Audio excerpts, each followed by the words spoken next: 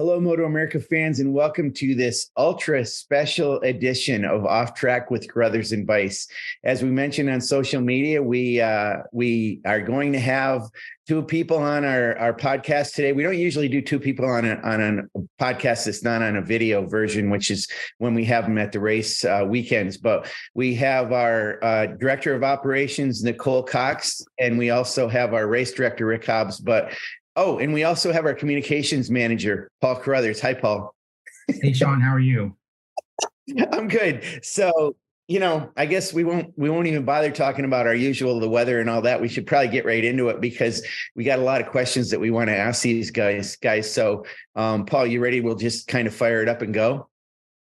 Yeah, I guess I wanted to talk about the Barber a little bit, but I guess we don't have to do that. I guess our conversation is going to be strictly Barber anyway, so we might as well just get right into it. Yeah.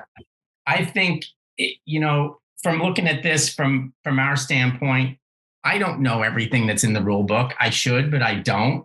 I don't either.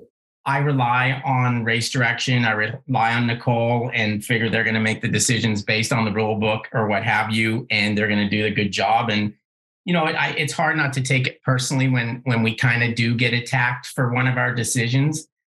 And also, I think it's important, we don't, the people that make the decisions don't get to say why they made these decisions. You know what I mean? It's like everybody can just go on Facebook or whatever and throw it out their comment.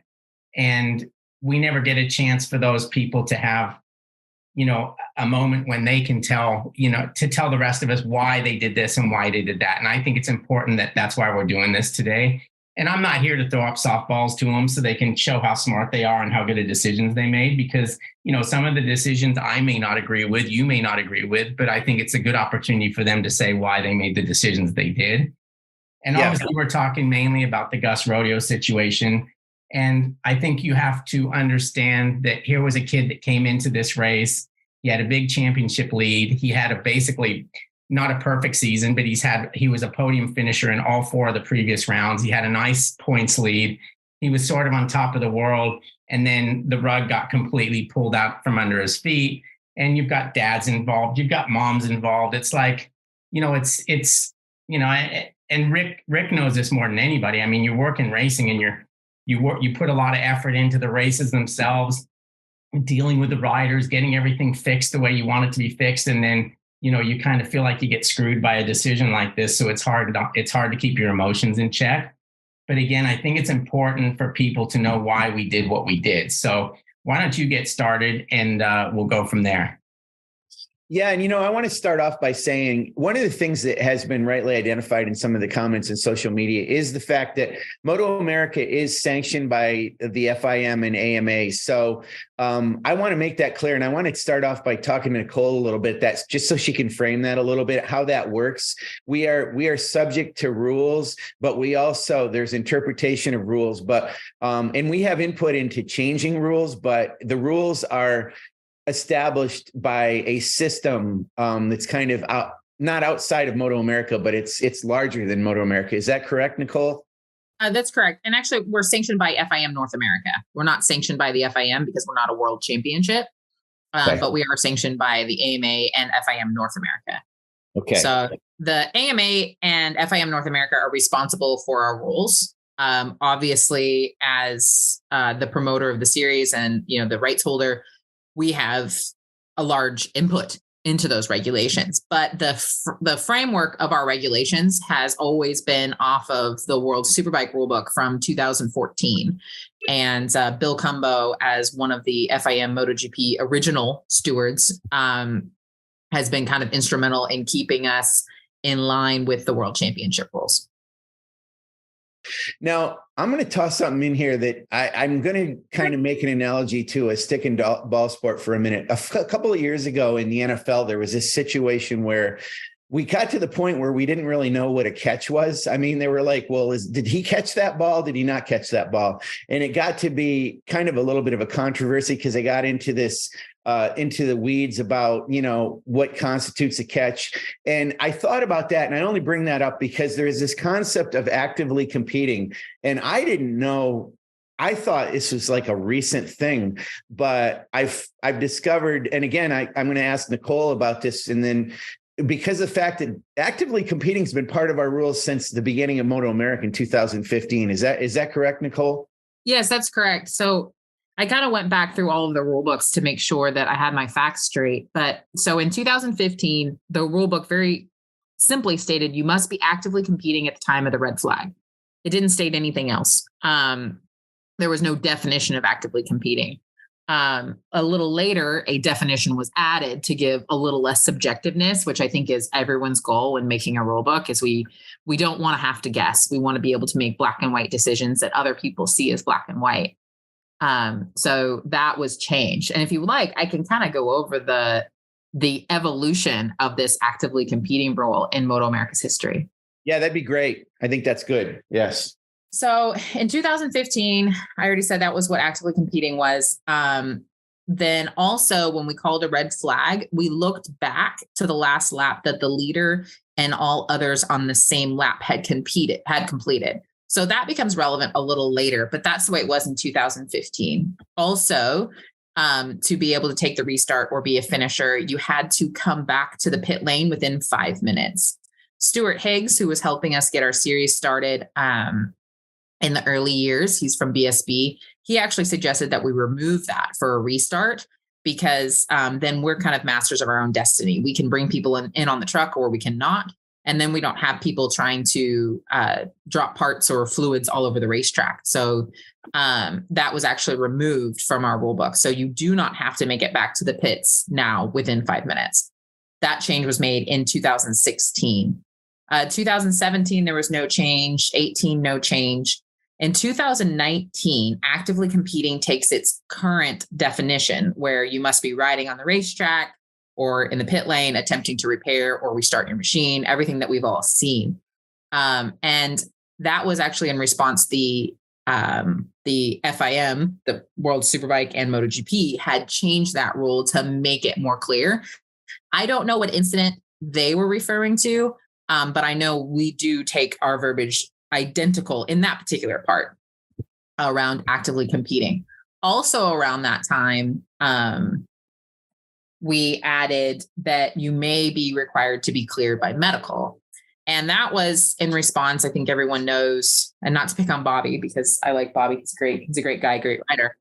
But in response to Bobby Fong was not allowed to compete at VAR because he was deemed to be not actively competing. That was in 2018, I believe. So then in 2020, everyone remembers, again, Bobby Fong, but this time it was at Barber, where at the last lap of the race, Bobby Fong crashes, and he had his bike up and going before the red flag came out. So the red flag wasn't actually because of Bobby. The red flag was because there was debris left on the track. So Bobby was deemed to be actively competing because he was riding on the racetrack. And since, unfortunately, the rules were set up to where you looked back to the lap before, he was deemed the winner. And nobody liked that. Those of us in the tower, we hated that, actually, but it's what the rule book said. So we didn't have a choice but to officiate what the rule book said. And that was an incredibly unpopular decision. But, you know, that's the kind of contract that we have with everyone is that we are going to do exactly what the rule book says. We can't decide which rules we like and which rules that we don't like. It just had to be made. So then that created another rule, another adjustment to this actively competing and red flag part to where we don't look back. And also it added a line, which the World Championship doesn't have, but this was our decision to kind of fix our specific problem, is we have the ability to give a time adjustment. So in Bobby Fong's case, like I said, Bobby was riding before the red flag even came out. He would have, crossed the finish line in 5th if the race had continued green. We weren't giving that option because we had to go back to the last lap. So that was taken away. So now the results are based on your last crossing of the finish line. And if you crash between your last crossing of the finish line and the red flag, then we are allowed to add a time adjustment to your total time to replicate the amount of time that you would have been on the ground if it had stayed in green flag conditions. So if the Bobby Fong situation from Barber happened in current day, he would have been deemed actively competing, and he would have been given a time adjustment and probably finished around 5th place, which is where he crossed the finish line anyways. And that obviously would have been a much less controversial call. So you can see in these two things, actively competing kind of bit Bobby once and helped Bobby the second time. So that was changed. And then in 2023, kind of our final change happened due to Daytona. We had a lot of conversations with riders after Daytona and teams after Daytona and how that all went. And one of them, it was actually with Josh Hayes, where he was talking about Teague Hobbs. Teague Hobbs crashed and was absolutely actively competing. He ran to his bike and picked it up. However, since we could only apply that time adjustment at the end of the race, not during the restart, Teague was put in his grid position based on his last crossing of the finish line. And Josh is telling me, he's like, man, and it didn't affect Josh, I don't think, but he's saying, hey, it's never fair for a rider to have crashed and then get gridded in front of another rider who passed them while they were on the ground. And I said, Josh, man, I can't argue with you about that. So we added that to the restart portion. So now we can do the time adjustment in the restart as well as for the finish, which I think makes it a little more fair for everyone. Well, I'm not a fan of the rule, but I'm not a fan of many rules that keep riders from racing, because that's just the side of this that I come from. Mm-hmm. It's always been to me, like, I don't know, since I was a kid, it's like, if you crashed and a red flag came out, you're like, holy shit, I just got lucky and I'm going to be fine. I can go start at the back of the grid. And I think that's a lot of people have that in their mind. So when they think that doesn't get to happen, then they have an issue. Yeah, that's based on like everyone thinking, oh, we determine who causes the red flag, which we don't. Right. We don't determine who causes it. The safety considerations caused it. But the actively competing rule, I think that's trying to avoid exactly that. It's trying to allow it so that people that would have continued under green flag conditions are allowed to continue. And people that wouldn't have continued under green flag conditions don't get the lucky dog of the red flag.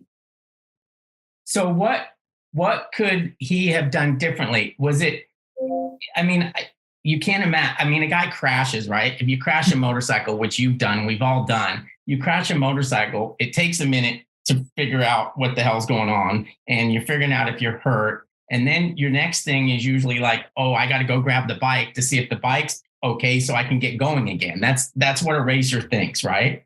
What part of that, did any of that make a difference to him, or was he done? Or was he already done?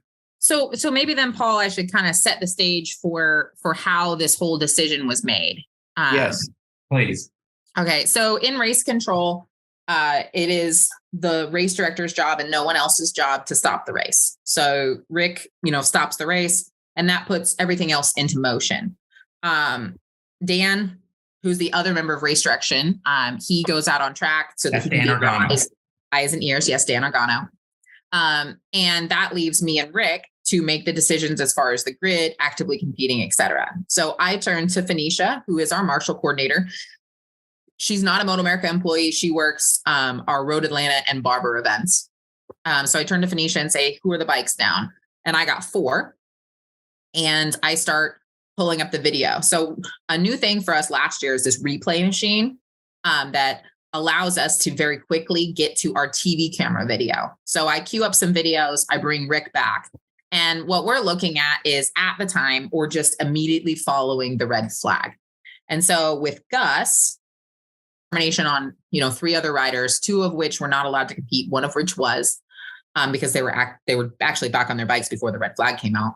And then with Gus, the decision, what we could see is we could see Gus kind of come to a stop. He sat up, as in like on his knees. He lifted his visor. And then he put his head down. And it, to us, and this looked like not pain. This looked like wasn't planning on continuing. So we continue to watch because we're wanting to see what his next move is. And then the camera pans away. At that point, camera pans to the bike. And what we see is that it took 38 seconds from the time of the crash for him to return to the bike. We can see his feet at that point. And given the fact that we're only allowed to make the call based on what he's doing at the time of the red flag, to us, that seemed, 38 seconds is quite a bit after the red flag. And so we determined that we didn't see anything that led us to believe he was actively competing. Rick, do you want to add anything to that assessment? No, I think that's pretty concise. And, we looked at that video several times, just to be sure about our decision. And I mean, we both agreed, and without any argument about it, that at the time of the display of the red flag, he was making no indication that he was going to return to the motorcycle and return to the racetrack or try to get back to the pits. So yeah, that was something we definitely looked at extensively, and felt pretty confident in our observations that he was not actively competing. So then we push the grid, teletiming and scoring. As the grid is being pushed, we are told that there was another rider, 688, who crashed. I pull up the replay. We see that he's riding. Rick and I agree he can restart. After, I think Gus had already been pushed off the grid at this point, we were given two more bikes that had fallen. It was 229 and 606. When I asked them about what had happened, the marshals, I was told that they had both continued. So we said, okay, we just left them on the grid and let it happen. And as it turned out, that was definitely a mistake. Those two riders, 606 didn't take the start, I don't believe, but 229 did take the start. And those are the people that you see sitting on the wall. And 100%, they shouldn't have been on the grid. So that was a mistake on our part because we weren't given the information. And so that's kind of when I put my other hat on and I start thinking about how we can make things better and not make mistakes like that again. Yeah, Niccole, let me just interject for a minute, only because I want to point out to the listeners, that is one thing that Kevin Rodeo actually pointed out. Well, how come Gus couldn't start, but these other two riders did? And to your point, that was an error, human error. And yes. Okay. Yeah. I mean, as an official, you can only make the best decision that you can with the information that you're given.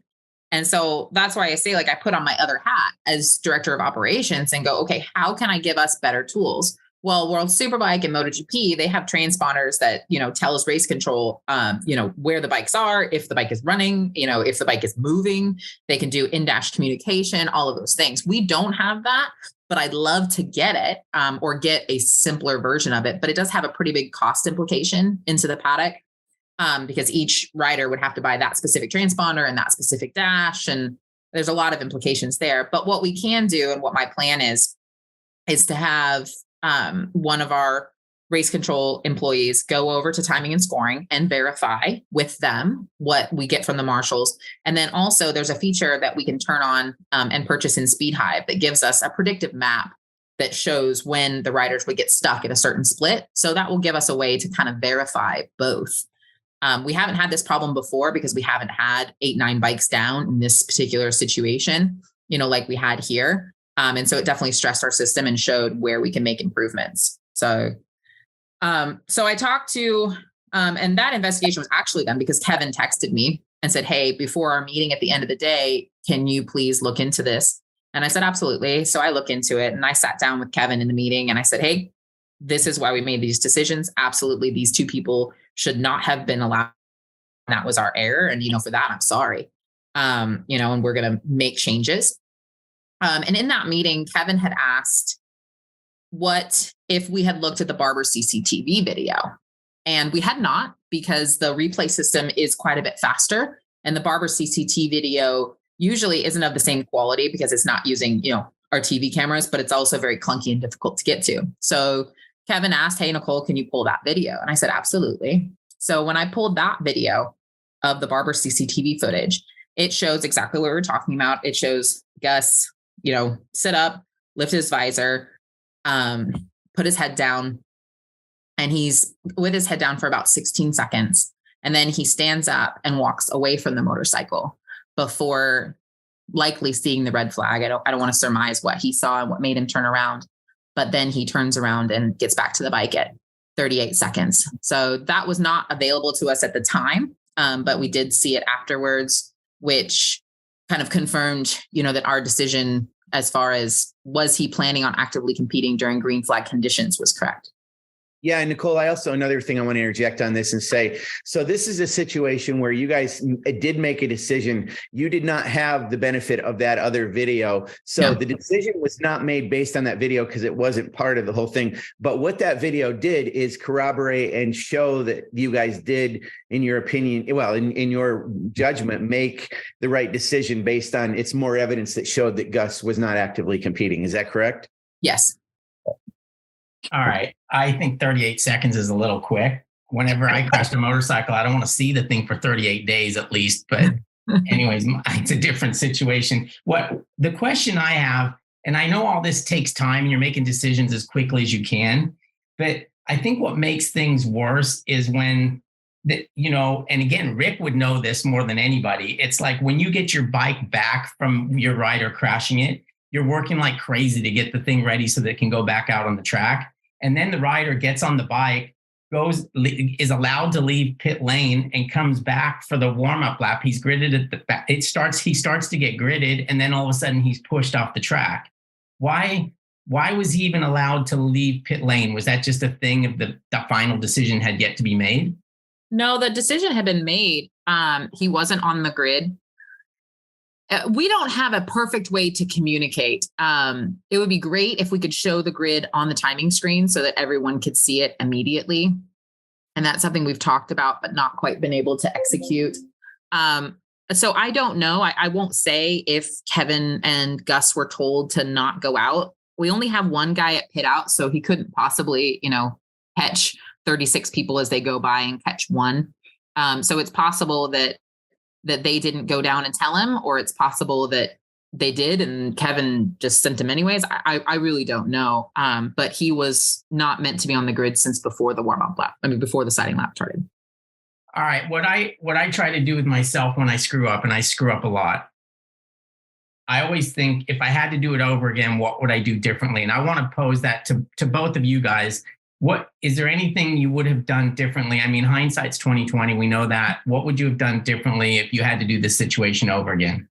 So I certainly would have made the changes that we're making now to make sure that we don't start two people, because that's unexcusable. And I totally understand them being upset. Like, wait a second, Gus seems more actively competing than the person sitting on the wall. And it wasn't that we determined the person sitting on the wall was actively competing and Gus wasn't. It's that we didn't have that information. So that's problem number one, right? And that's a big problem. And it's something that I don't ever want to see happen again, because it's not the professional series that I want us to be.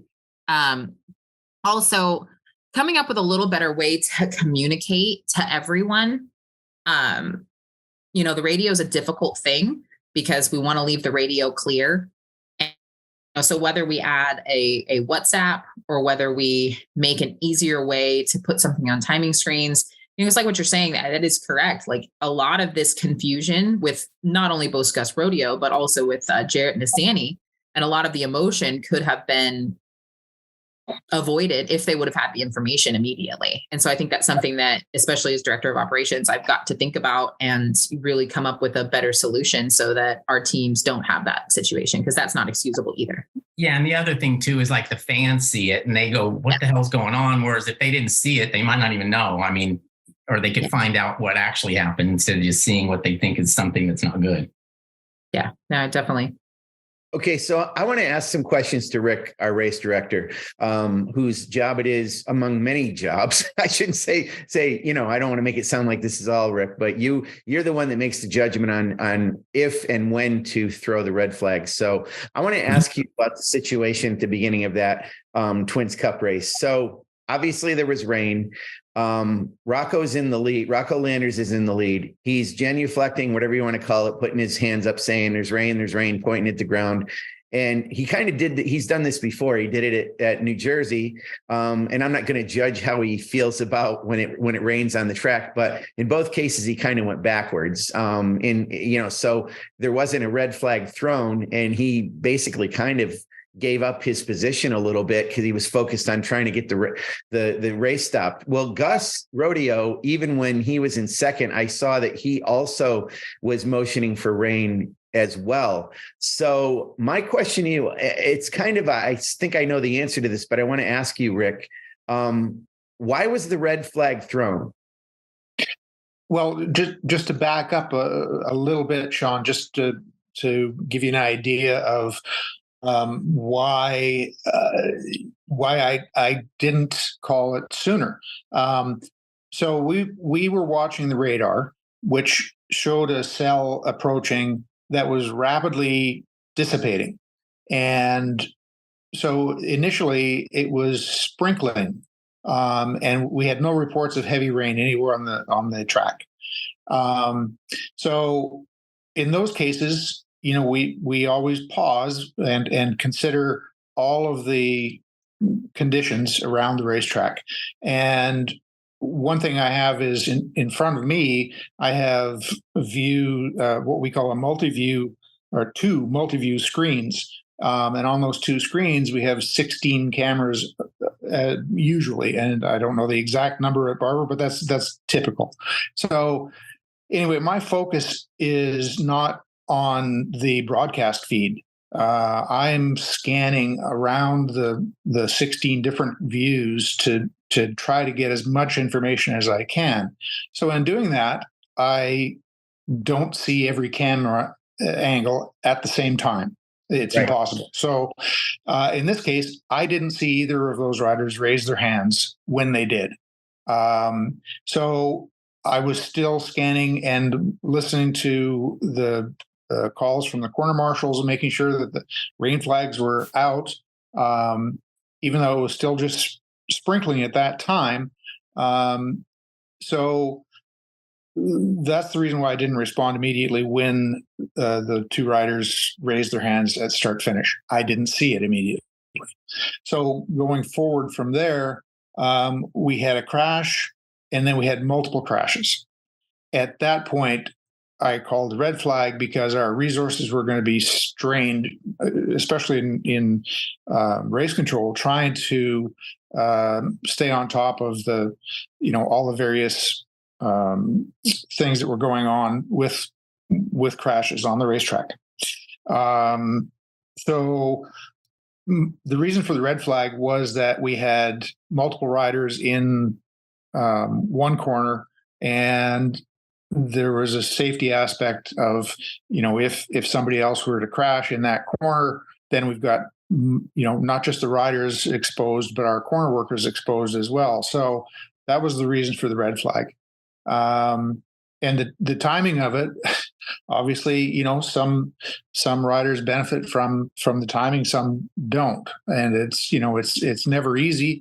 You have riders that are still upright and are totally in control of their motorcycle, and they deserve a chance to continue if they can. Now that means if conditions allow, and so it was a rapidly changing scenario with the weather, and it could have been called a little bit earlier, perhaps, if I had a better view of the conditions. Like I said, the radar was showing me that this was breaking up and dissipating, and that there was a good chance that the sprinkles were all we were going to get, and so that turned out to not be the case. And unfortunately, I don't have precognition, so I didn't. I can't tell for sure which way it's going to go. But my first instinct is to give it a chance. With safety considerations in mind and so on. So it's a very fine line in those kind of conditions. And I try to make the best and quickest decision for all involved. And in this case, the weather turned suddenly worse, and then the crashes occurred, and obviously it was unsafe to continue at that point. Yeah, and Rick, the conditions turned suddenly worse, but they also pretty quickly turned suddenly okay. It's interesting. I think, as I recall, the restart was made under dry conditions, right? I mean, there was no issue after that once the restart happened. Right. It was a very quick little burst of rain, and then it went away. And that's what we were observing on the radar, was that this cell that was initially quite large was rapidly dissipating. So it makes it difficult to predict what it's going to do at that point. So this is interesting, an interesting thing to point out. You've not only got your eyes on about 16 cameras. You're not just sitting there watching the broadcast like the rest of us are. You got your eyes on all those cameras around the track, and you have your eye, when we know there's weather conditions, you have your eye on where the weather is and what's going on there. So that's one other factor that you're trying to keep your eye on. Wow, that's intense. So go ahead. Sorry, no, I was just going to point out that that I'm observing those videos and so on, but I'm also listening to the calls from our corner marshals and our communicator, and attempting to monitor everything that's being said on the radio as well. Man. So that was a loaded question that I had for you, Rick, when I said, what caused the red flag? Well, of course, I know the crashed riders caused the red flag. And if it was a possibility that weather was going to cause that red flag before the crash. And the thing I want to point out here is, we don't want riders to crash. We don't want them to risk getting hurt, hurting corner workers, tearing up a bunch of equipment. So we don't call a red flag. We don't wait till riders crash to call a red flag. It just happened to be a rider's crash at that time. Is that right? I mean, I want to clarify that. Yeah, for the general gist of it is, yes, that we were definitely anticipating having to call the race for rain, and it just was an overlap in time, of the rain arriving and the riders crashing, and we basically had corner marshals with one hand on the red flag, and so the weather was a factor, obviously, and we were considering that, but as soon as I saw the multiple riders crashing, that was when I said, we've got to stop this now. So okay, Rick, I realize that this red flag thing, it's like you're damned if you do and you're damned if you don't. So it's a difficult decision. Do you base that decision at all on who's on the track? In other words, are you less likely to throw a red flag as quickly if it's Superbike guys as opposed to it being Twins Cup guys? Or is it the same? No, it's the same. I mean, there is some consideration given to the level of experience with our various classes, but for something like that, I think it's pretty much across the board of all classes, how I consider that. Yeah, because like at New Jersey last year, I know it was easy to focus on Josh Hayes and see that he had his wheels in line. His lap times didn't drop that much and everything seemed to be okay. But as we all know, there's not many Josh Hayeses in our paddock. I was just wondering if that played into it at all. Well, not really. I mean, like I said, we're considering the entire field, both in the, those that want to stop it and those that want to continue. So, you've got to balance that as well. So it's, kind of different situation. With New Jersey, we never got full rain until right as I threw the red flag. As soon as I saw the heavy rain, I threw the red flag in New Jersey. In Barber, we never had heavy rain. It sprinkled, initially, and then basically, like I said, as the rain started to come down seriously, we had multiple riders crash. So it was, the crashing occurred before I could even decide whether it was actually raining or just sprinkling. Okay, so I have two questions. I'm two different things.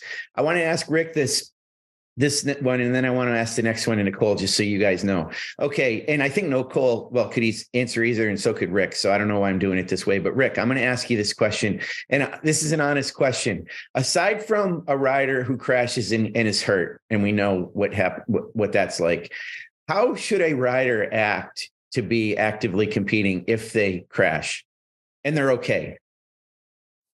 Well, if they crash and they're okay, they're by the way the rule is written right now, their first motion should be towards the motorcycle, making some attempt at repairing, rejoining, returning to the pit lane. That's even the simple fact of picking up the motorcycle or attempting to pick up the motorcycle in most cases would be considered attempting to actively compete. So and the way the rule is written is at the display of the red flag, which means immediately. So there's no consideration for how much time it takes, so on and so forth. Obviously, I understand, when a rider crashes, he sometimes takes a bit to get your wits back together. So I understand that, but the way the rule is written, we're not given that option. It says at the time the red flag is displayed. So, that's fairly clear to me in that rule. If there was a time period, must be, they must be actively competing within so many seconds of the red flag or within a minute or whatever that is. That would be a different situation, but we don't have that option the way the rule is written. Okay. So one of the things another little nuance to this, and there's a lot of nuances, but another little nuance to this I want to ask you about or point out to you is, okay, I mentioned if a rider crashes and they're hurt, well, that's obvious. Okay. They're not actively competing. They're, whatever their situation might be. But the other part of this is if they crash and in order to actively compete, they have to go to their bike. But if their bike is in an impact zone, then you're going to throw the red flag anyway? Am I right? I mean, what do you do there? You don't want a rider to actively compete by going into an impact zone to get their bike. Is that right? So Sean, interestingly enough, this is another evolution of the rule, which I didn't bring up, but we added with safety considerations because of none other than Gus Rodeo at Pittsburgh in Junior Cup. He fell. And his first instinct was to run away from the motorcycle. And I say run away, not walk away, run away, right? Because that's a safety consideration. But it was, as Rick says, we're not allowed to take that into consideration. It's at the time of the red flag. And rightfully so, Kevin's saying, hey, isn't my kid allowed to get out of the impact zone, and then immediately return to the motorcycle? And I said, well, that sounds reasonable enough. So the rule actually has a modification that says, with safety considerations, I guess you're allowed to consider safety considerations. So a good example of this would be Road Atlanta. If you remember the Twins crash in turn one, the rider's first instinct was to get to their bike. And then when they saw that more riders were crashing, they ran away, but then ran right back. You want to take rider safety, first and everything. So seeing I'm getting out of the impact zone quickly and then immediately returning to my motorcycle, we do have the discretion to see that. It occurred to me, whether it's, I don't know, a track day or school or whatever. I mean, there are situations where me as a below novice rider who's riding around the track and I crash, well, I'm done for the day. I know we don't do that to professionals because okay, whether it was their fault or not, a mistake was made somewhere. And it's like, we give them a chance to overcome their mistake and get back in a race. And there's been time and time again where a rider who's crashed has actually won the race. Well, if we had a rule where if you crash, you're out, then that would affect a lot more than this. So it's these nuances in these variations and in how this situation happens. And leading that, Niccole, I want to bring up, there's been less discussion about the situation with Jared Nissany, but at the same time, there was a situation where he came back to the pits and he tried to get back in the race, but there were different circumstances with his situation. He crashed under green flag conditions, and there were some issues with the equipment on the bike. Can you talk about that, kind of how that differed a little bit from the Gus Rodeo situation? Because I know in talking to, well, let's face it, rodeo racing it's a family operation. Kevin is the owner of that team and his son is the rider. Altus Motorsports, it's George and Jeanette Nissany, and Jared happens to be their son. I'm just bringing that up because sometimes there are emotions involved in it, and things like that. And I'm just going to leave that there. I'm not making much commentary on that, but I want to ask you in that situation, because it was parents in both situations that did contact you, and the situation about Jarrett was a little bit different in a certain way. Can you talk about that? I'm actually going to put that over to Rick, because since it was during green flag conditions, that was his call because he's overall responsible for that. Okay, that's great. Yep. So in that case, Jared crashed. I happened to observe the final part of the crash, saw the bike tumble, saw him pick it up, and I saw a broken right side handlebar, which has your front brake and throttle control. There was massive quantities of dirt on the motorcycle. The fairing was hanging off, and we were about to start the race. So that was on the warm-up lap. And in my judgment that, having seen numerous, too many to count, really, crash motorcycles in my time, my opinion was that motorcycle was not safe to continue around the racetrack right before the start of a race, or at any time really. But it was a critical time in the day that we had a full field that would be coming potentially across debris on the track, slow rolling motorcycle, many various things. So I asked our communicator to instruct the corner marshals to not let him continue, that they were to direct him to a safe location and park the motorcycle. Well, he was instructed. I saw the corner marshals instructing him to move the motorcycle to a safe location. He disregarded them and rode onto the racetrack and proceeded to drop a part on the racetrack immediately. And so he did make it back to pit lane. The debris from his motorcycle wasn't on a racing line, so that turned out good in that case. It was lucky more than anything. But the fact that he disregarded the instructions that were directly relayed from race direction to the corner marshals, I said, do not let him restart the race. He should be parked in a safe location at the crash site. And that again, our grid staff was there. They communicated that to him, but they continued to try and rejoin the race.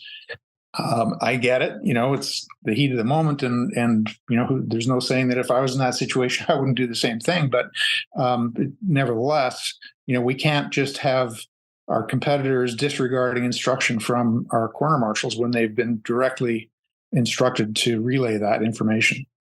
Well, yeah, and Rick, sorry, Niccole. I just want to say, Rick, that's a very important point, because there was a misunderstanding that I heard about, and it was the fact that there was a concern that our corner marshals, of which some of them are volunteers, made a decision on their own to tell Jarrett he couldn't race. That came directly from you. You communicated to that corner marshal to do that, correct? Yes, that is correct. Yeah, that came directly from me. Okay. And I think there's a couple things to note here. Like, number one, in case people don't know Rick's background in motorcycle, he's relatively new as an official, but how many championships as a crew chief do you have? AMA championships, I believe it's 15 over the years. I used to have the number, Rick. There's got to count Canada too. Well, Nobody should count Canada. only in my mind. So, for stuff like that, I'm certainly not going to argue. I'm not going to argue with Rick on mechanical things. But what's also important, and this is during green flag conditions. If this had been, everyone I think is a little confused on the timing. Yes, there was a red flag, but that red flag came on the start that he didn't make, and after the leaders had completed a full lap. So even if the next race hadn't been red flagged, let's say, and that next race was stopped because of an injured rider. But even if that next race hadn't been red flagged, and even if Rick hadn't have told him he couldn't come back into the pit lane, Jarrett still wouldn't have been able to restart because he didn't take the start before the leaders made the first lap. So he would have been excluded either way. Correct. Well, the other thing, Rick, that you pointed out that I actually didn't know about is because this goes back to what Paul was saying in the beginning about in Gus's case, and actually in Jarrett's case too. His team, those respective teams, were doing everything they could to get those bikes ready for the restart. And Rick, you said that essentially in Jarrett's case, his team, it was communicated to his team that he wasn't going to be able to restart that race. Is that correct? As far as I know, they were communicated with. I asked our communicator, Walter, to relay that to our grid staff to let them know that he was not eligible for the restart. Okay. And like you said, with your experience, I mean, you probably would have done the same thing, trying to get the rider going and find out what happens. And I've seen it even where some of the, I don't know where a crew chief or a team owner will go, I don't know where you're supposed to line up, but just go out on the grid. They'll tell you. And I think Kevin actually said that to Gus at some point during there. And then they found out, well, he wasn't going to be able to be part of that. So, Niccole, I want to go back to one thing that you and I have talked about offline, and it's, so Gus, I'm trying to get this right. These details are a little difficult, but so I can't even look at 16 TVs and try to figure that out. But that's aside from that. Niccole, when Gus crashed in bringing out the red flag, is it right that he wasn't the first one to crash? No, there was, and so we don't see program. So some of the things that some people have said about, oh, we heard Gus's interview and then decided not to let him start. I still haven't heard Gus's interview because we can't hear the program. And honestly, we're not really watching program. We're looking at all of these different feeds. So Gus was not the first one to crash. I can't tell you exactly, right now who crashed first. I can pull up the replay system when we get to MotoAmerica and get some more information on that. But there was at least 2 or 3 riders who had crashed before Gus had. But when you look at the program feed, and it's not replays, they didn't do replays, but they show the aftermath of the other crashes after Gus fell, kind of making you feel like he was the first one to fall, and he was not. Yeah, that was news to me because I absolutely thought he was, and it just seemed like the way it played out, it was that way. So that's interesting, and I can definitely understand that in Rick's case, but you knew too, Niccole. So Paul and me and everyone else in the media center, we watch the races just like the fans do. You guys don't. You don't watch stuff like that. Okay.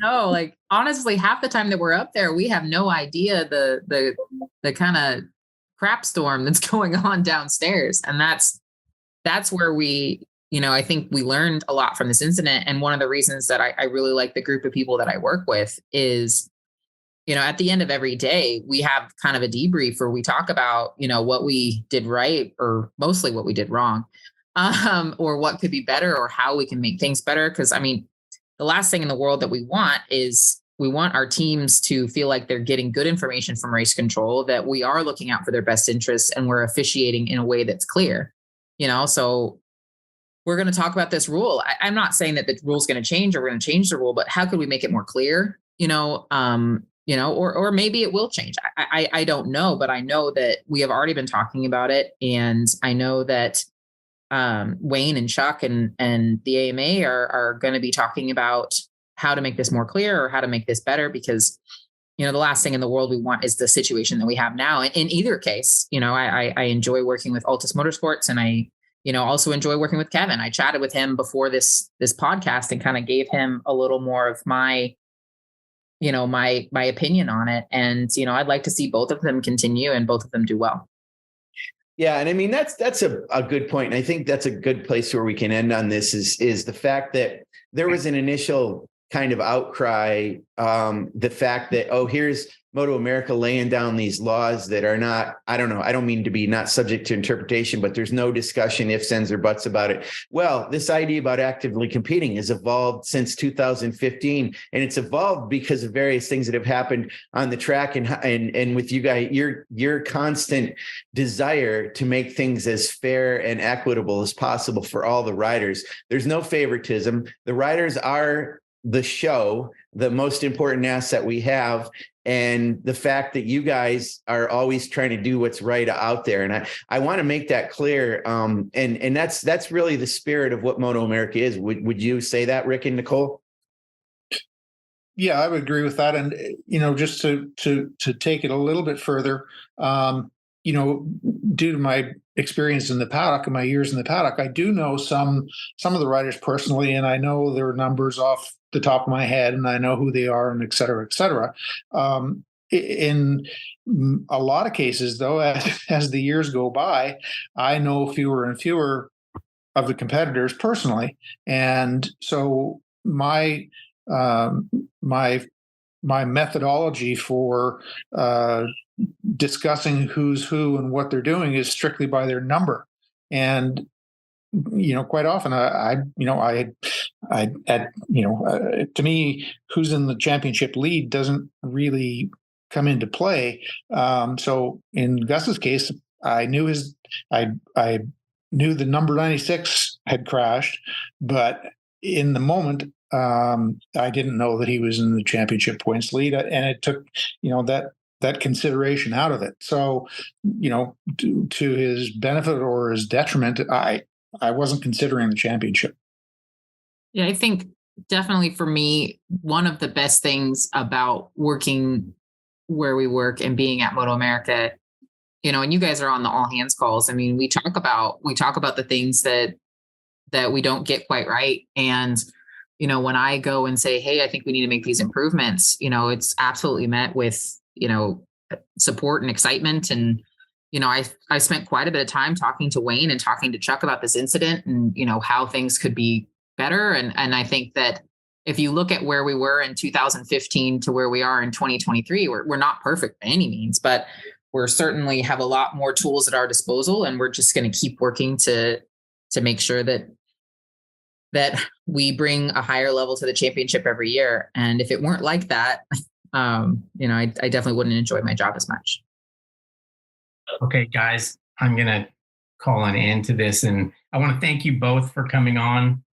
My goal is to never hear actively competing again. I'm hoping that never even comes up in the rest of my life. So, and the red flag thing, I mean, it's a difficult thing. And I wouldn't want Rick's job when it comes to that, because as I said before, you're damned if you do and you're damned if you don't. The only advice I gave the guy way back in an era when there was all kinds of issues with red flags is I think you can get ridiculed more for not throwing them than you do for throwing them. And I don't know, I would just take the position that I would pretend my son was out there, and then that's how I would decide if there was a red flag or not. But that's just me. But I do appreciate you guys. I do appreciate all you do. And I think you did a great job of explaining today of what happened over the course of the weekend that got a few people upset. So thanks for joining us. And Sean, thanks as always. Yeah. And we'll see you guys next week. Thanks, Paul. Thanks, Sean. Thanks, Paul. Thank you, Sean. You guys take care. Bye now.